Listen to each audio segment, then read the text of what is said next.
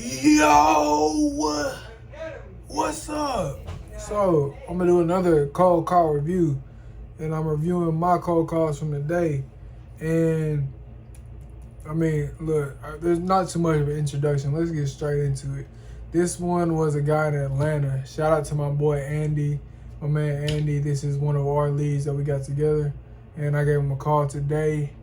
And I recycled this. I called this whole list probably about a week ago, and I decided to call him again. I got another guy on the line, and this is the conversation. Hello. Hey, I'm looking for the county improvement in Pittsburgh. Looking for what now? The county improvement of Pittsburgh.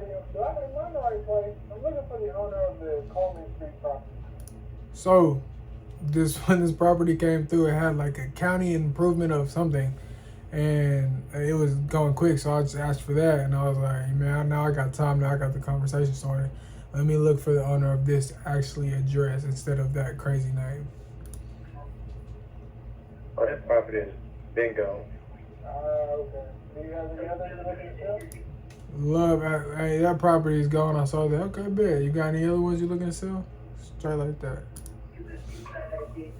Not in Atlanta. Well, I'm looking to buy everywhere. And he said that his properties aren't in Atlanta, so my natural response is, hey, I'm buying everywhere. Just tell me what you got. Oh, yeah, you're a cash buyer. I mean, what you? Yeah, I'm a cash buyer. Oh, yeah. So, one thing I really got to get better on the phone is answer questions. Answer questions and then finish with a question. I'm not good at finishing with a question, and I need to. So he asked me, "Are you a cash buyer?" Yeah, I'm a cash buyer. But I could have asked, "Yeah, I'm a cash buyer, and we buy everywhere. Where are these properties located?" Just some kind of question I could have thrown out. Yeah, I got some properties in Mobile, Alabama. I have some buyers in Mobile. That's crazy. I got 3. And I was like, "Yeah, I got some buyers out there. What you got?" I got 2 3-bedroom, 1 bath. So all of them are occupied. I don't got tenants in them. I love asking how long the tenants have been in there because that's a good conversation starter. Yeah, I got tenants in there. Well, how long have they been in there? Oh, they've been in there 5 years. Oh, you got really good renters in. Or, oh, this is new. Okay, just I like to play off that question initially. Hmm? How long have they been in there? A couple of them been a couple of years, and then one of them like right at a year, almost a year. Are you looking to sell them all? Yeah, I'm trying to do a package deal on them all. What's the address? 1053 New Bell Avenue. Who am I speaking with? Johnny Stewart. Again, this is another time. He asks me who I am. I tell him I need to ask him a question. I need to flip the roles. Like you're not asking the questions here. I am. You're not in control of this conversation. I am. So you ask me a question, I'm gonna answer it, and I'm gonna feed you back a question. Okay. But I do know some people in Mobile, Alabama who are looking for properties as well. So we can gather up all the information and agree that you want to sell the package deal. I'm more than happy to look at it. Okay. So we got the 1053 Blue Bill. What were the other two? 1462 East Barkley. 1462 East Barkley. And that other one? 265 Cedar Drive. What condition are they all in? They're in great condition, fully renovated. When were they renovated? Within the last year. Yeah. Did you do it yourself, or did you have some contractors to do it? I got some contractors. I don't want to swing a hammer either. Contractors, that's the way to go. Build the rapport, man. Build the rapport. But from the top to bottom, if they've all been renovated, what about the roof and the HVAC or anything like that? All that. Okay.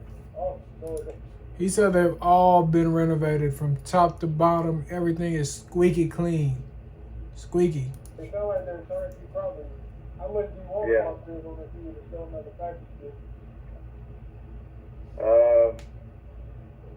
About 225. 225 for our thing? Mm-hmm. Alright, man. So the way my company works is we'll take a look at it. I know you want to sell them all as a package deal, but what if you sell one? So I got into telling him like, hey, well, how my company works, but then I pivoted to ask the question like, hey, if we're only gonna want to buy one, would you just sell one, or are you trying to keep all three together? Two of them, or you want to keep them all together? Yeah, I sell 1 or 2 of them. Okay. So the way my company works is we'll take a look at these. I did everything right on this except get his motivation. I have no idea why he wants to sell these three. No idea. You know, there's many questions I could have asked. Why do you want to sell them? How long have you owned them? How long have you been a landlord? There's a bunch of questions that I could have done, but I feel like when I heard this back, I was rushing a little bit, rushing through this. And those are a major thing that I would have asked if I could do it over again. If any of them make sense, then we'll come back to you and try to work out a price. Alright? Mm-hmm. Alright, so if I call you tomorrow and you're ready to sell, are you ready to sign on the paper to agree to a price? Yeah, as long as you got earnest money, I like it. ready to go. Are you the only one on the deed, or do I have to get permission from somebody else as well? No, I'm the only one. Alright, sounds good. I'll take a look at them and I'll be in touch with you. Yeah. All right. Alright, man. Have a good one. All right, key takeaway number one from that call, I have no idea who I was talking to. No idea. Didn't even ask. And when we got off the phone, I was like, dang, when I call him up tomorrow, I'll have no idea what his name is. So ask the name. Gotta get the name, especially for a property like that where you don't have their name in front of you. It's under an LLC or something. I've never seen something like that, so I don't know what it was. I didn't get his name. I should have got his name. I looked at all three of these properties as soon as we got off the phone. Two of them are really hard to find, like really hard to find. They weren't on PropStream, weren't on Zillow. I actually go to Realtor.com to actually pull it up. These houses, I don't know any buyers in Mobile, Alabama, so I'm probably not gonna go after these houses at all. I'll probably just go on to the next, keep them in my back pocket just in case, and go on to the next. Also, too, he bought 2 of the 3 houses about a year and a half ago. So I'm thinking he bought them renovated, so he might have been, fibbing just a little bit in there, but I don't know. But that's my key takeaway. Get his name. You need the name, and also his motivation to sell. I didn't get either one, but all in all, that call was okay. I got 3 properties. I got 3 things to look at, so it's a win-win. So we're gonna go on to this next one. Oh, I saved this one because this one was funny. I want to show y'all. Hold on. Let me show y'all this one. This is a good one. Hey, is this Roy? Yeah. Hey, boy, this is Johnny. Look, man, I don't want to waste your time. I was just seeing if you could set an offer for that loft and road property. You know what? There's got to be somebody that's not that stupid on this earth. Oh, quit bothering people. I don't see it as bothering people. You don't want to offer to say no and I hang up. Your offer would have to be $600,000. If I were to do 600,000, can you do some terms for me that works? Yeah, $600,000 cash, my part, and you pay all the costs. So no on the terms? We can do the 600,000, but we need some terms that work for me. You know what? I just get tired of this bullshit. Y'all just jump off somewhere and be gone. It's got it. So like sometimes you just gotta play with people, just 1 minute conversation just to get a laugh. I think I can spare some time. But yeah, he was pissed. He didn't like that. Also, I love when people throw out an obnoxious number. I hit him with, well, hey, we can do that number, but you got to make terms that work for me. So if I pay you, $1 a month for 130 years, and with a balloon after 130 years at that price, I'll pay that all day long. So come on, let me know. Let me know what works for you, man. But they usually don't like that. This next one.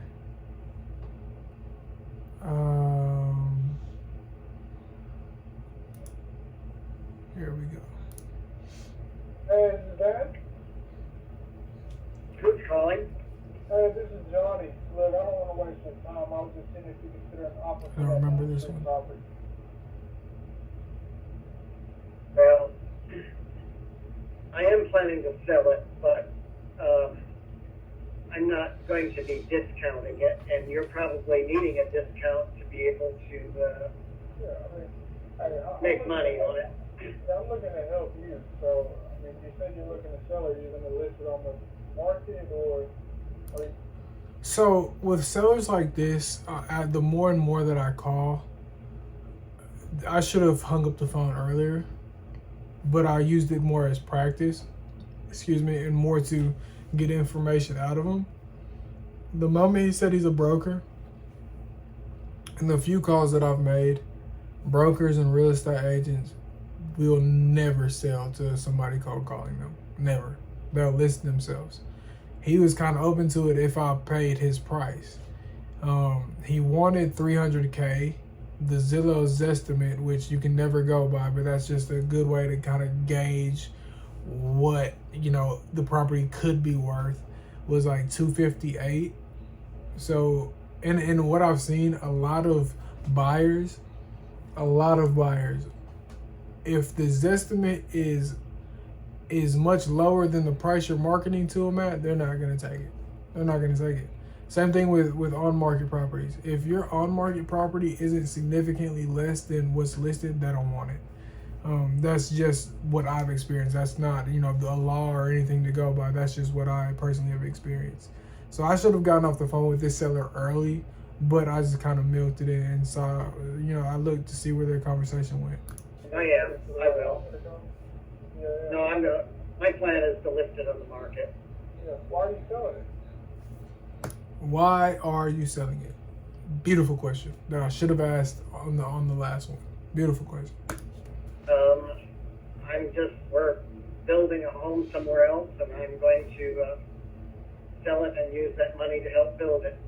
And also too, asking the question, why are you selling it? He said he's building a house. Now I can build rapport based on that. So that's a good question to, get to where you want to in the conversation, but also helps you build rapport. Okay. Where are you guys moving to? Lebanon. Okay. Awesome. How much you looking to get out of it? Now I could have played off that a lot more, like Lebanon. Oh, what's out there? You know what I'm saying? But I just kind of went on to the next. 300. So it really didn't build good rapport, but I did kind of. 300. Okay. I'm gonna rewind it a little bit because I'll talk through it. Okay. Awesome. How much? I'm gonna rewind it again. I love asking this question as early as I can in the conversation, just so you tell me what price it is, and then we start diving in more, and then you're like, maybe I guessed too much, maybe I asked for too much.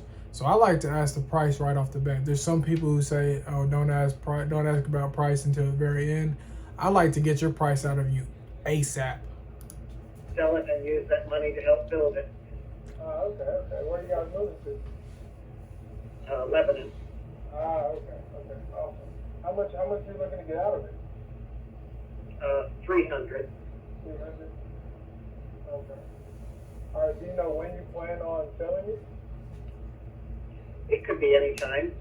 I mean, I just have to give my tenants 30 days notice. Okay.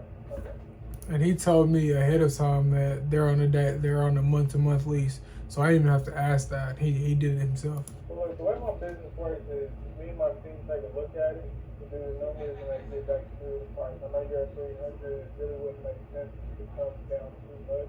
I know if you sold it on the market, if you sold it for 300, I get about 230. See, and I try to set the expectation like, hey, if you sell it on the market for 300, you get 300. you're gonna pocket way less than that. So my all cash offer might make sense if you take that into consideration. Well, no, no, it won't be He ain't like that. that. I am a real estate broker, and so I know the value, and probably it would not, broker? I would list it about 350 and expect maybe 340. I offered 300. The reason I said 300 is I offered that to the tenants if they wanted it, and they did, but they can't qualify for it. So no, I will list it higher and probably get above 300. It's in good condition. And you're a broker too, so you probably don't have to worry about commission or anything. Yeah, well, I mean, I'll likely pay a cooperating broker if somebody brings a buyer, but it wouldn't be half as much. Do you have a mortgage on it? No, I don't. Okay. I know you. How much are you looking for to profit? Put on the next house? Because I was going to throw out a seller finance situation. That's the price I gave you, 300. Yeah. How much would you do seller finance? Because I expect it to be a little higher than that if you were. This was terrible on my. This. I didn't quite. This whole situation was completely terrible on my end. I've done this so much better so many times, but this whole like me going through seller finance with him was absolutely terrible. Understand that question. I was saying if you seller finance the property, I'm assuming that your purchase price. Oh, seller finance. Don't say this stupid shit. I'm not going to seller finance because I want to use the money for something else. And people who, won't do creative terms, there's a reason why. And his reason was he needs the money right now to build his house. So I won't hold the mortgage on this one. Yeah, absolutely. So we'll take a look at that 300 number. If it makes sense, then I'll give you a call back. That'd be fine. Do you have any other properties or just this one? Yeah, but I've got two in Brentwood. But, one I won't be ready to sell for about a year and a half, and the other one I'm going to actually put on the market in a few days. Oh, okay. What's that one? You want to take a look at it? I'm pricing it at 1.235, and it's at 16. So 1.235 million. The Zestimate, which again, as I said earlier, it's not the best price to go off of, but it's at like 920,000. So there's a large gap in between there. So I don't know what his plan is, but I'm probably not gonna touch that one. 1602 Covington Drive. 1602 Covington. And let me just throw this out. I know you're about to list it. Would you sell it finance that one as well? No, I'm using that money. All right. So he's using the money from both of the sales to build his house. Makes sense for us, and I'll give you a call back. I really appreciate your time. Thank you. Bye. Alright, so that was my boy. His houses probably won't get touched. I had one good call today with a crazy lady. She was talking so fast. She was moving so quick, like I couldn't even keep up. And I don't remember which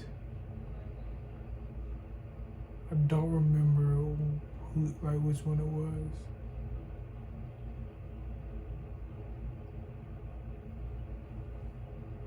Today's the 30th, so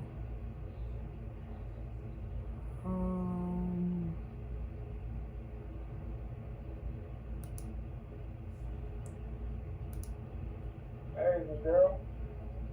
Uh-huh. Hey, Daryl, this is Johnny. Listen, I don't want to waste your time. I was just seeing if you consider an offer for that 15 road property. Yeah, I gotta get stuck with 130. You said 130? Yeah. Can you tell me a little bit about it? It's a 2-bedroom, 1.5 bath on one side. It's a duplex. Okay. You have it on the market right now? we're not gonna listen to that one.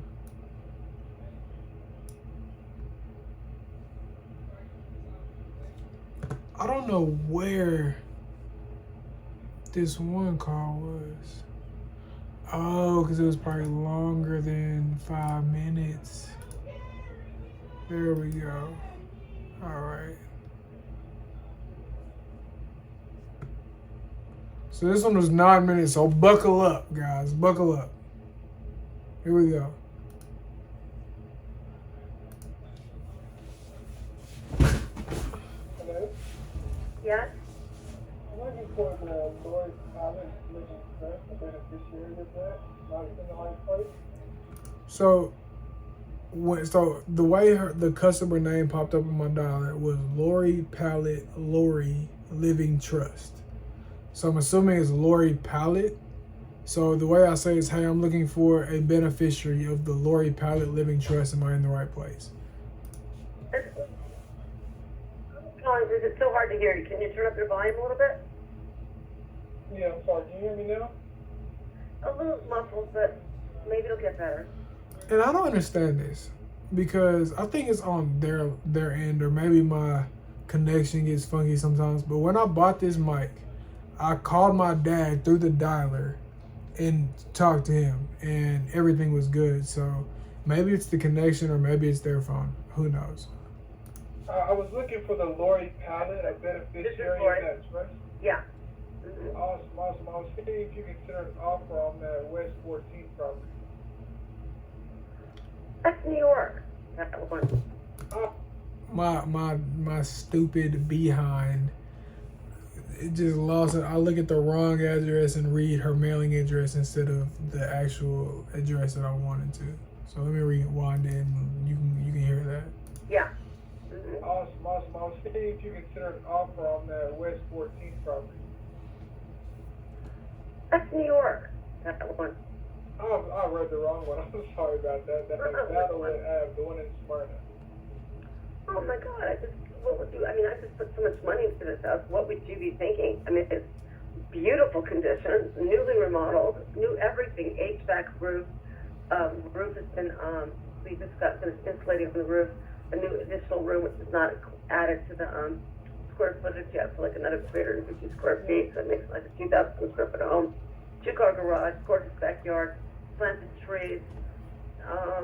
You know, the integrity of the home, fixed all the HVAC ducts, hardwood floors, granite countertops. No offer like and it's paid for. So what would your offer be? I mean, it sounds like you've done I'm not everything stressed. good. Are you even looking to sell? Yeah. Well, I don't like the area that much. That's the problem.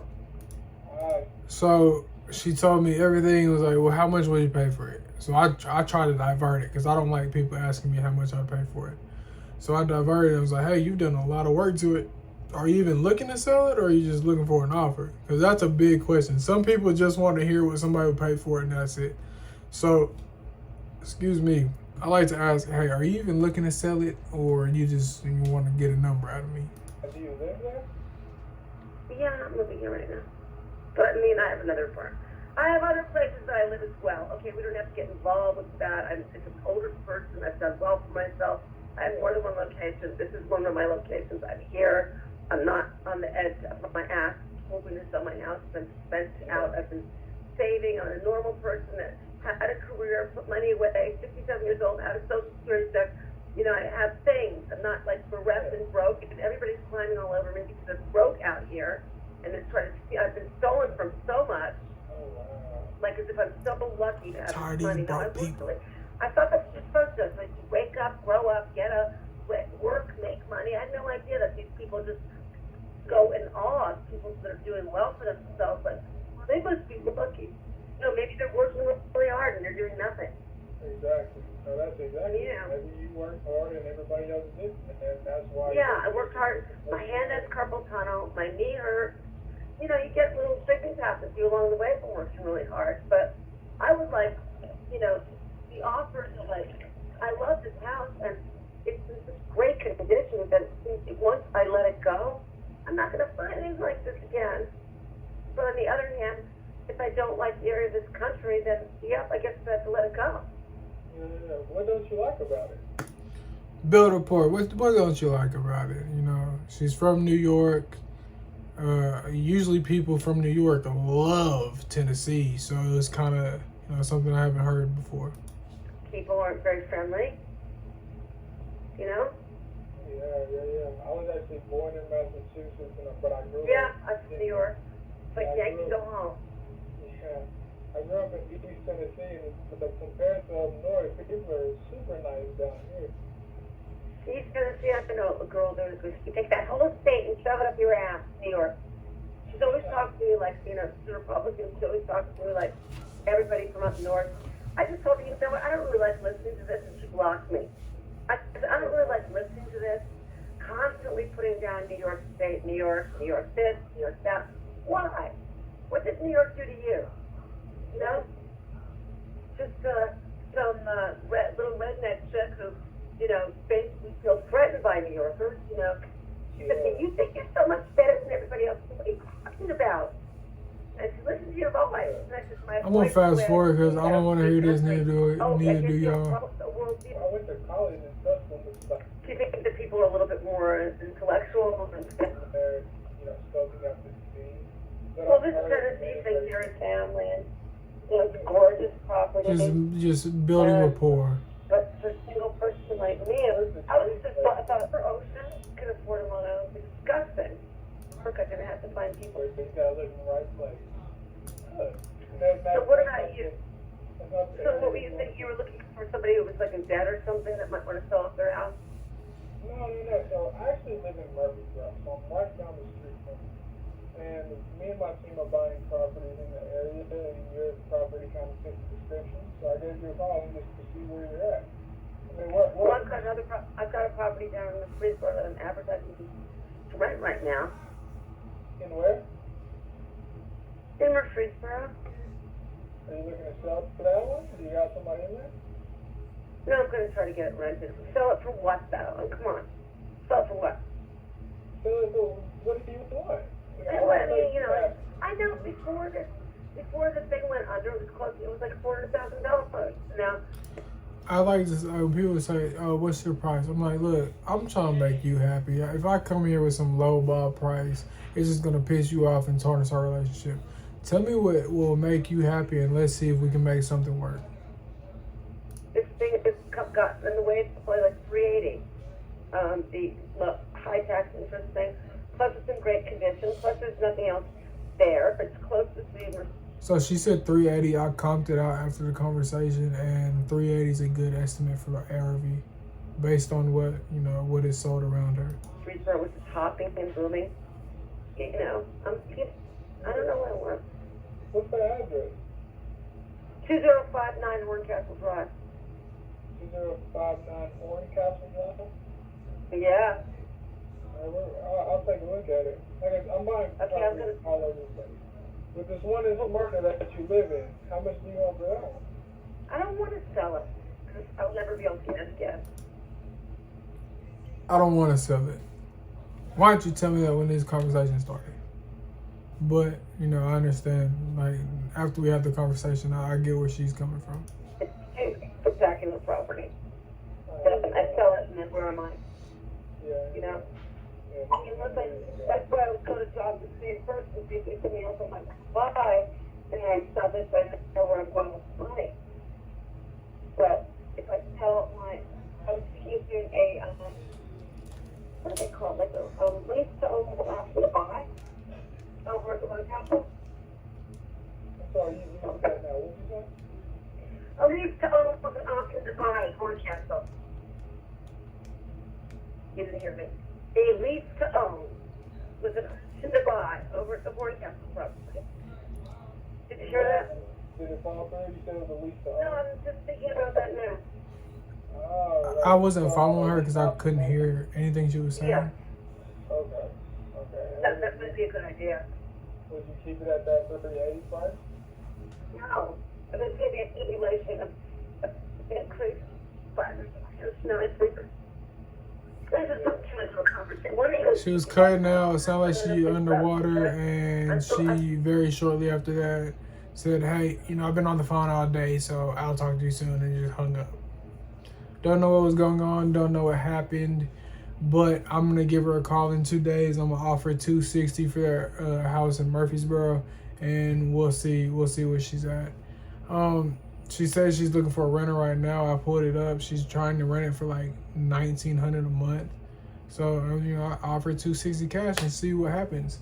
So that was kind of my day in a nutshell. Oh, I got a smoking hot foreclosure lead in Memphis, Tennessee. As soon as she gets the paperwork in for a payoff, I'm pretty sure we're gonna go under contract together. And I'm really excited about this one because there's a really good spread on this. But we're gonna see, you know how this game goes. It's never over until a wire comes to your phone and it's in your bank account. But that's a really good lead. I also have another lady in foreclosure, and I was texting back and forth. Because what I do is while I'm on the dialer, I'm texting my foreclosures, and I'm doing it by hand. So I'm just texting them. I usually have a list between 20 and 30 people that I have to text. And there's like 3 numbers per person, so do the math on that. That's what I'm doing while my dialer is running. I got another lady who wants to sell her house, but she wants to verify me.